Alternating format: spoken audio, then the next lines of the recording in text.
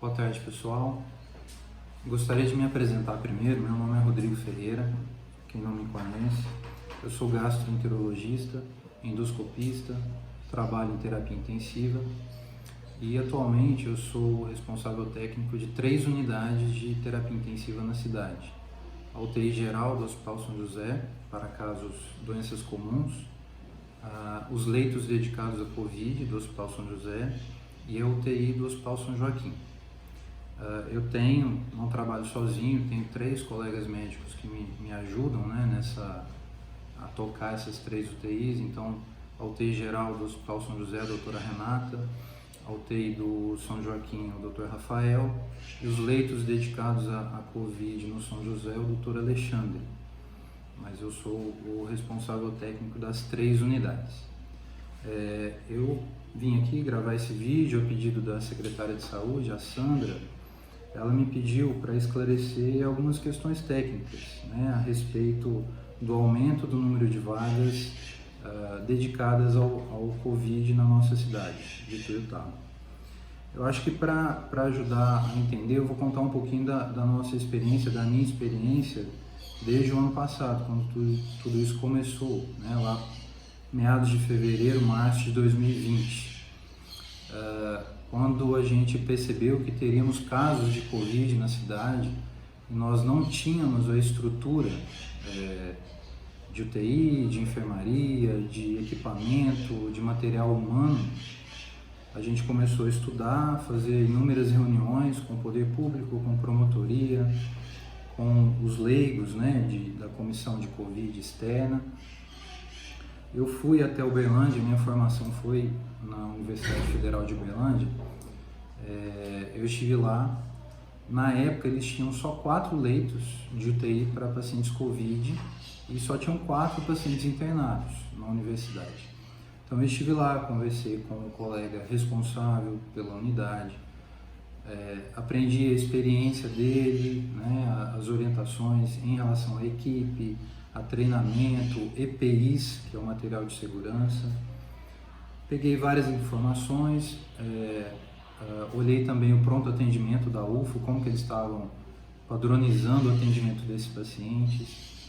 Voltei para Ituiutaba, fiz reuniões de novo com o poder público da época, com os hospitais, para a gente pensar em soluções, né, e maneiras da gente montar alguma coisa aqui, alguma estrutura que pudesse atender a população. Nós tivemos um tempo, né, nós tivemos um atraso aí de casos de Covid na cidade relativamente prolongado, que nos deu um tempo de montar essa estrutura que partiu do zero. Então nós montamos 10 leitos de UTI no Hospital São José, depois leitos de enfermaria, hoje a gente tem 18 leitos de enfermaria, e a UTI do Hospital São Joaquim, que partiu do zero. E ela começou a funcionar em meados de agosto, mais ou menos. E todo esse período, né, de março até agosto, a gente gastou para montar a estrutura, fazer protocolo, treinar a equipe, tanto no São José quanto no Hospital São Joaquim. Tivemos grandes ajudas de médicos e colegas da cidade. A doutora Andréia Cury foi minha parceira lá no Hospital São José. Enfim, tivemos tempo para isso. E eu queria pontuar as dificuldades que nós enfrentamos nesse processo, né, que foi dificuldade de material. Então, respiradores, né, ventiladores mecânicos, macas,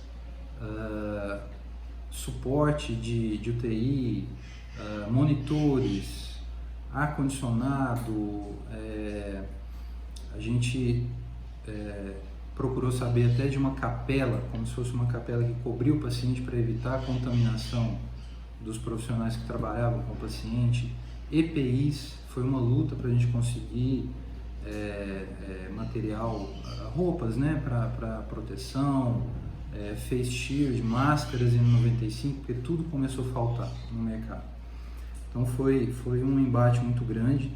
A estrutura teve que ser modificada, teve que construir uma estrutura que não existia. Insumos, a gente teve que fazer provisões de insumos, então adquirir um estoque grande de insumos, de sedativos, bloqueadores neuromusculares, que são medicações, inclusive hoje a gente está com um grande gargalo, né? Está faltando muito bloqueador muscular e é essencial para conduzir o paciente com Covid na UTI. A questão dos profissionais, então a gente fala de médicos, mas não só médicos, a gente fala de fisioterapeutas, de enfermeiros, de técnicos de enfermagem, pessoal de farmácia, pessoal de limpeza, todo um contingente de profissionais que são responsáveis por conduzir a UTI, né? Fluxos, então a gente construir fluxos de atendimento, como que esse paciente vai ser triado para a unidade, quem vai internar, qual paciente tem indicação de ir para a UTI, qual tem que ficar na enfermaria, qual a conduta que você vai ter com o paciente, né, em termos de medicação, quando entubar esse paciente, uso de antibióticos, enfim, é um trabalho de gestão muito grande, né, e que não faço sozinho, né, eu tenho uma gerente de operações, eu tenho uma responsável técnica de enfermagem, um responsável técnico de fisioterapia, tem os horizontais, os médicos horizontais que passam a visita nos leitos, além dos plantonistas. Tudo isso 24 horas por dia, 7 dias da semana. Então nós conseguimos sair de uma situação zero para hoje a gente ter em torno de, são 20 leitos de UTI que eu coordeno só exclusivo de Covid, tá? Mais 10 leitos de UTI geral e sem contar o Dr. Marcos Paes, lá no Hospital Nossa Senhora da Badia, que também é responsável por, se não me engano, 5 leitos, né? Me corrijam se eu estiver errado. 5 leitos, né, no Hospital da Badia. 3 leitos de SUS. 3 leitos de UTI no Hospital Nossa Senhora da Badia, dedicados ao SUS para atender a prefeitura. Bom, além disso tudo, além de montar as equipes, de fazer escala, de fazer os protocolos, os fluxos, construir os fluxos, a questão do treinamento da equipe. Muitos dos colegas que estão trabalhando hoje nas unidades não tinham formação de medicina intensiva, não tinham, vamos dizer assim, a malícia, né, de trabalhar com pacientes tão graves como a gente tem visto.